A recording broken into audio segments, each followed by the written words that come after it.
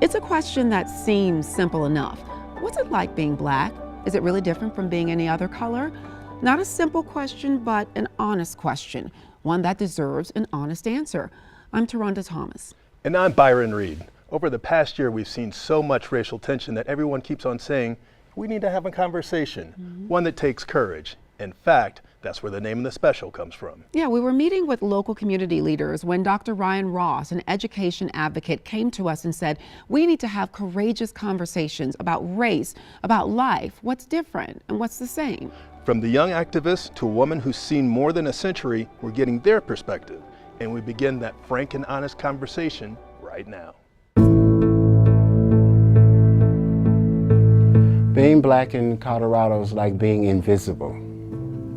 They act like you're not here. I've been here my whole life, so it's lovely to me. I would say it's definitely a little different. I would say you can find opportunity here. It's really kind of nice. Being Black in Colorado is cool, it's all right. It's lonely being Black in Colorado. Don't feel like I see too many people that look like me. There's a lot of racism out here too as well. Some of my neighbors, I laugh and I go, hey, how you doing? And they stand off like they're in fear of me. Oh, I love living in Colorado. I think it's a great privilege and an honor. I don't see a change in America. I just don't see it. Some honest answers from everyday people, and now it is time to bring more voices into the conversation with our panel here, beginning with Anthony Grimes. He is a community organizer for social justice and community building with causes that have taken him all over the world. Next to him, psychologist, author, and radio host Dr. Peggy Mitchell-Clark. She has long been an advocate for community mental health. And Ryan Frazier is also with us. He is a small business owner and former Aurora City Councilman. Thank you all for being here. Thank you, Thank you. I want to start with a really straightforward question out the gate. Is this conversation really necessary? Well, it's absolutely necessary. There's a crisis in our communities. There's a crisis nationally happening. Gentrification, there's disemployment, unemployment, fair wages crisis right now. And so when you look across the board, we have to have these conversations because unless we begin to talk about these issues, they won't become visible and therefore they won't become actionable. Unless we're willing to have these hard conversations, we never humanize the experience of another person. And it becomes invisible and we have to live with this suffering in the dark. And also when we have a system of oppression and privilege, there are people who don't believe these things are taking place. So without the conversation, they'll never know, they'll remain in denial. While we certainly have many differences, which we should celebrate in many cases, we have so much more in common. And I think the only way you understand that is through conversation. What do people need to know that you don't think that they realize? To understand that that daily trauma of oppression has consequences. We know that Black people who are under that kind of stress are experiencing mental illness and mental health problems at a higher rate. We see our prisons are filled with 5 times in Colorado mentally ill people, 5 times more mentally ill people in prison than the general population. So these are important conversations that we need to have of the effects and the outcome of this type of systematic oppression. Well, what Peggy said is true. In Colorado, we discovered last month that though Black people are 4% of the population in Colorado, we are imprisoned at 12% of the rate. When we tell you our experience, we're not pulling a race card. We're simply trying to highlight something in our lives that we want to change. And a freedom and equality for all people is what we're fighting for. And the conversation is a start, but it can't end there. But I think it's also safe to say we have to realize there are still obstacles for a great many people. I was raised in the South, North Carolina, but it wasn't until I came to Colorado that I actually was called for the first time in my life to my face a racial epithet. So there are challenges that we face. There are things that have been built into our culture and our country that many folks, whether you be Black or whether you be Hispanic, are still facing today that are obstacles to their ability to achieve their sense of fulfillment. Why do you think these conversations make people so uncomfortable? Because they are uncomfortable. And it's not to say that folks don't care, because many people do care of all colors. But we have to have the courage to have these conversations if we want to, in fact, move our country forward. Some people really don't realize why what they're saying is so inappropriate and so inoffensive.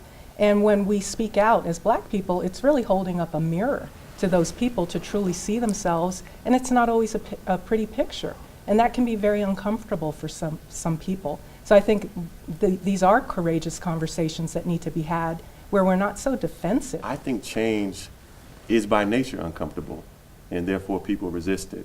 We're seeing these conversations take place. We're seeing real change take place. And there's a resistance because there's always a resistance to social change in our country. How do we make the most of this conversation? Keep it going. As Ryan said, having those conversations one-on-one, I think, can be the most powerful. People may be less defensive one-on-one to say, here's been my experience, here are my observations, here's how this has impacted me personally as a human being. Can you appreciate that? Can you understand that? And being able to hear from them as well. We have to find ways strategically to turn these conversations into now organizing and policy demands and policy changes that now affect lives at a grassroots level. We can come together.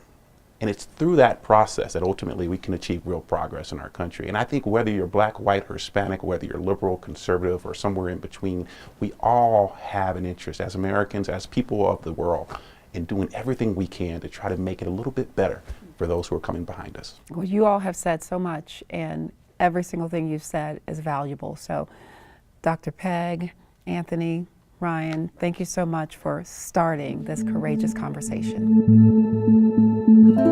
He's the mayor of Denver, but Michael Hancock says he's had some of the same struggles as any other black man. It really hurt my spirit at that time. Hear his story and why he says there's reason to be hopeful.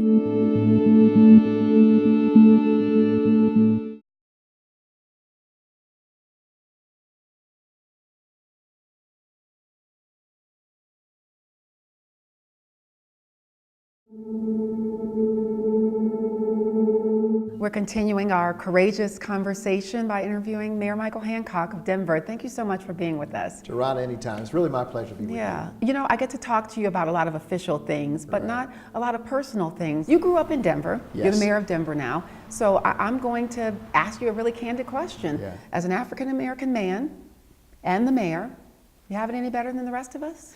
Not really. I think the office certainly affords, the opportunity to walk into certain circles and to be welcomed and accepted. But the reality is I think Denver's a pretty tolerable city, and people live here because we're more accepting and more inclusive than some cities. We still have our challenges, and I certainly have felt some of those challenges growing up in Denver and even as mayor, but for the most part, I think you find an inclusive, welcoming city. Tell me about some or one of those challenges that someone would be surprised to hear come from the mayor of Denver. Well, I mean, I've been all over the world, been very blessed to travel all over the world, certainly all over this country. The only time I was called was in Denver, Colorado, by someone. I was a child and just riding my bike down the street and got too close to someone's lawn, I guess, and he didn't like it, and he just told me to get out from my house and move on as he approached me. So that was the first time, I was probably about 11 or 12 years old, the first time I ever experienced that word in a very aggressive, offensive manner. And it stunned me, and I knew what happened, I knew what it meant, and it really hurt my spirit at that time. I know someone watching at home will say, what good could come from hearing something that seems negative, that seems hurtful? What good can come from sharing these stories? Well, I think the reality is our nation and our city has become the great nation that it is and the great city that we are because of our willingness to confront the challenges that we have. So when there's something ugly, very painful, deep, that may run contrary to the values and hopes and dreams that we have, the successes come from our willingness to address it. Have these types of conversations happen on a bigger level? You know, when the nation started dealing with some of the racial tensions around the nation, I went on a mini tour, if you will, around the city and had some conversations with different organizations and groups. And I'll tell you, some of the things I heard, particularly from young people of color, gave me the impression that there are some deep-seated fears and concerns and sense of hopelessness that quite frankly, I think we as a society, and certainly here in Denver, have got to begin to address. We need to keep doing those things because people want an outlet. They want to talk face to face, look each other in the eye. This is what hurts me. This is what I'm concerned about, so that we can begin to move forward. What do you think right now is challenging, and what makes you hopeful? You know, I think what's challenging is that we have now a decade, maybe a decade and a half, we can even say 2 decades of stagnant wages, which creates a socio-economic imbalance in our country. Those are things that give rise to some of the tensions that we're experiencing today. Not only do they result in homelessness and people being challenged with housing, but they also give rise to frustration and pain. What makes you hopeful? We know success has only come when we've looked at each other and said, you know, we got to sit and talk. Let's talk through this. So I'm excited and I am optimistic because people are willing to talk and confront. We appreciate you, Mayor Michael Thank you so Hancock. much. Thank you. Next, honing in on economics, police relations, and health. What's the challenge and what needs to change?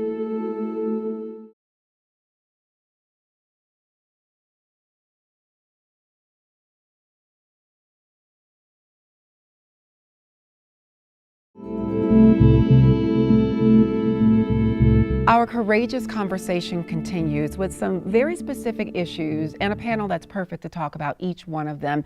On health disparities involving African Americans, we have Dr. Khadija Breathitt, who is a cardiologist doing research and a fellowship with the University of Colorado Hospital.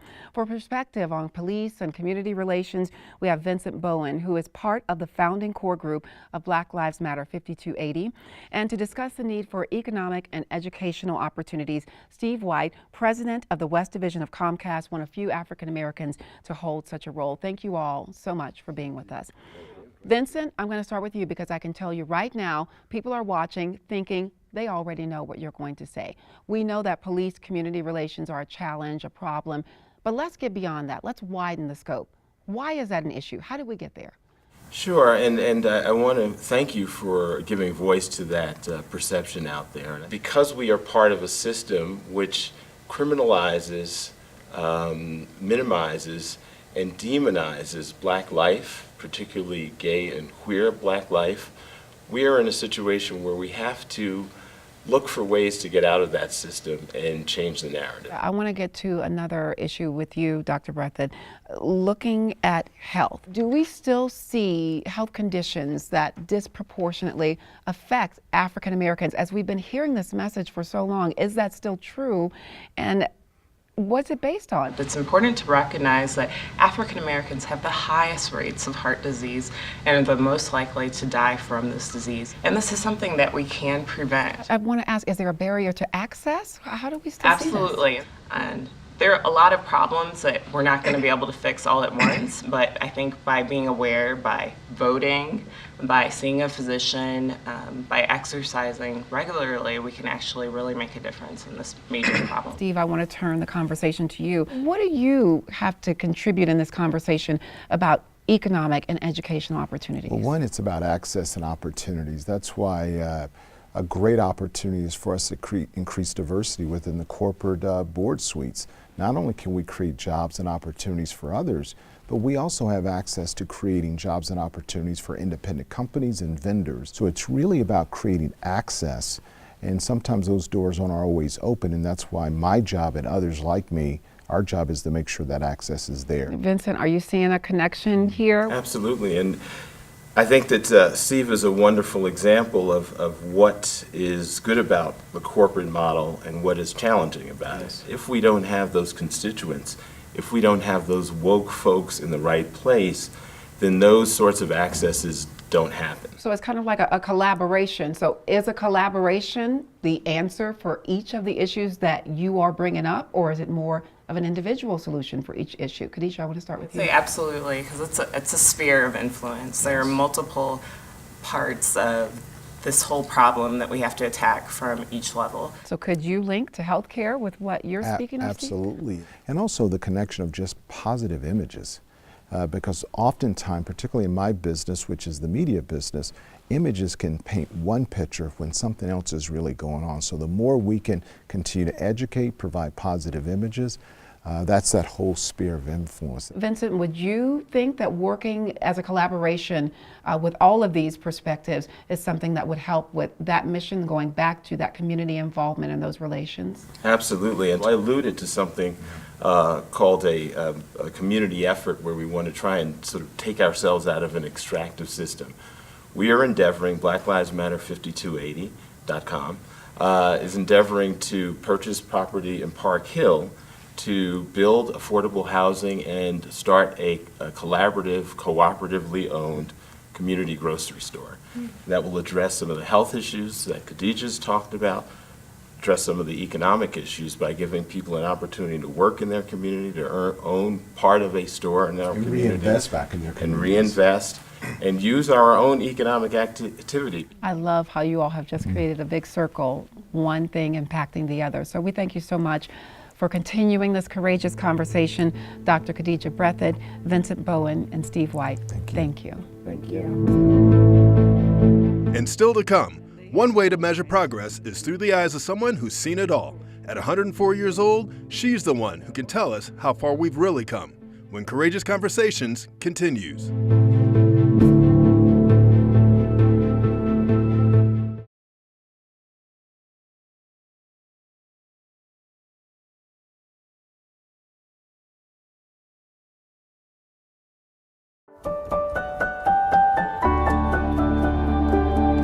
History can help give us perspective.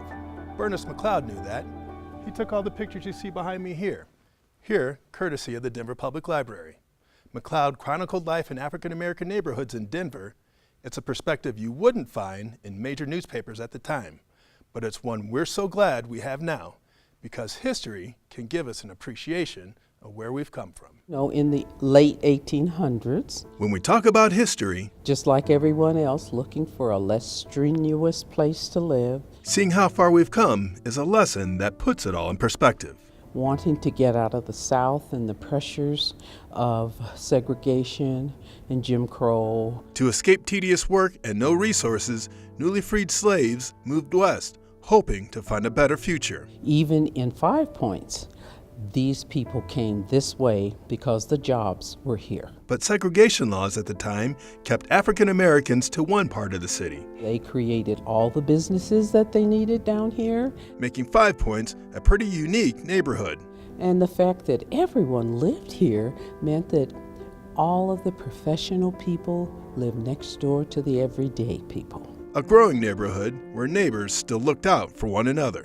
When things really got hard, there were generous people here who helped them stay on their feet. A helping hand for a place that was full of energy and creativity, giving this adventurous neighborhood a sense of pride by doing it on their own. They were our role models. They're the ones that said, well, that was the only one kind of doing that. But guess what? They succeeded at it. Maybe that's a good example. I will try. And giving us a sense of how far we've come. Now that we've gotten the history of where African American life here in Colorado started, some perspective of the journey along the way. And who else better to tell us that? Someone who's seen a lot. That's right. Marie Greenwood has spent 104 years on this earth, so she will tell you that today's tensions are nothing new. She fought her own battles to become Denver's first African American tenured teacher. See a century of life through her eyes and in her own words. I am Marie Louise Greenwood. I was born in Los Angeles. It was November 24th, 1912. Since my birthday was in 1912, the mathematics says I'm 104. All my life, my mother and father both instilled upon me that I was to have an education. There was discrimination. I have quite a story, in fact, in my autobiography. I had made up my mind I was going to be a teacher, and I was to do student teaching. I wrote these wonderful lesson plans.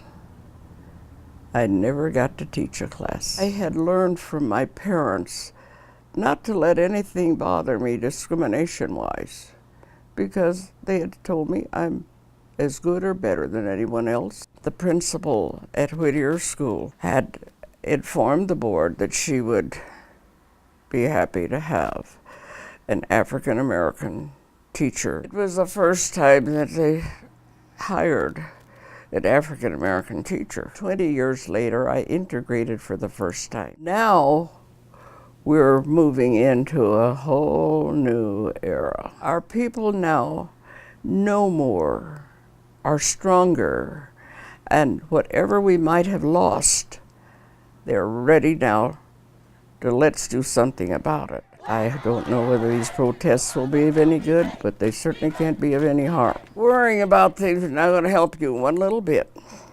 You face the facts as they are, and you do everything you possibly can to not only help yourself, but to help everyone. Wow, what an amazing life. Absolutely. Well, we will be back with some final personal thoughts.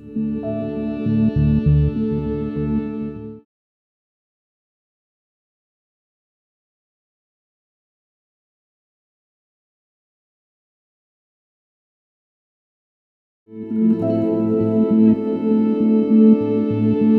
what's it like being black in Colorado? That question has many different answers.